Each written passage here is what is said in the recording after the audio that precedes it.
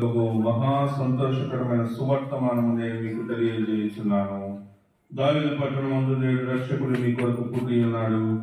ఈయన ప్రభు అయిన క్రీస్తు. దానికి దేవుని కానవాడు ఒక శిశువు గుడ్డలతో చుట్టబడి ఒక తొట్టెలో పండుకొని చూసేదని వారితో చెప్పారు. వెంటనే పరలోక సైన్య సమూహము ఆ దూతతో కూడా నుండి సర్వోన్నతమైన స్థలములలో దేవునికి మహిమయు ఆయనకి ఇష్టమైన మనుషులకు భూమి మీద సమాధానం కలుగును గాక అని దేవునికి స్తోత్రం చేయుచుండారు.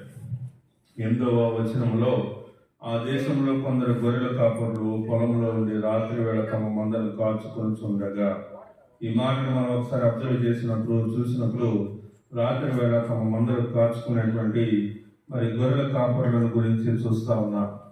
మరి ఇది ఒక మన యొక్క జీవితానికి